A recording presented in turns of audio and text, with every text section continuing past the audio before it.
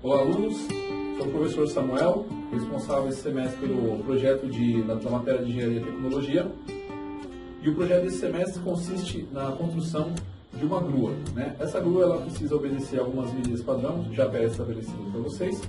E no caso é 700 mm de altura máxima, área da base de até 500 mm por 500 mm. E esse projeto ele deve, o objetivo principal é fazer o içamento de uma peça de 1,5 kg, por tempo de até 1 segundo, à altura de 500 mm. E aí tem uma certa tolerância de mais ou menos 1 segundo. Então, podendo ser compreendido entre 7 segundos até 9 segundos de tempo máximo. Além desse trabalho, desse trabalho prático, o aluno também deve desenvolver o trabalho escrito, que é o nosso trabalho de conclusão de módulo, o nosso conhecido TCM. No TCM, tem umas fases muito importantes para serem cumpridas, que são resumo, introdução. Na introdução, o aluno deve abordar um histórico aí da grua, então, como surgiu a primeira ideia de uma grua e como essa ideia veio evoluindo ao longo da história até os dias atuais. O aluno deve abordar, deve falar sobre o que a gente tem de mais moderno hoje no segmento. Então, isso encerrando a introdução.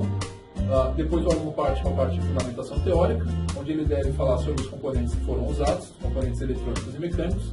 Como eletrônico, a gente tem aí o motor DC com caixa de redução, a chave HH e a bateria. Lembrando que a tensão da bateria deve sempre aí casar com a tensão do motor.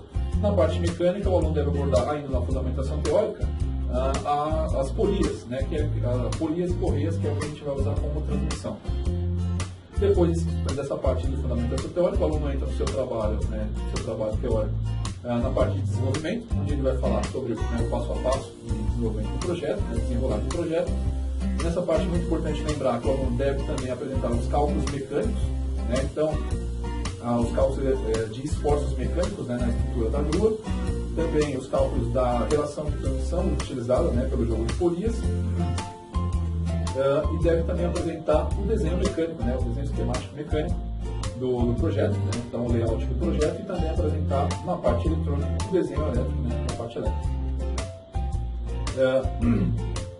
Ele deve ainda, encerrando seu trabalho, fazer aí a conclusão da parte TCM e lembrar também as datas importantes, que é a questão de postagem das atividades via portal.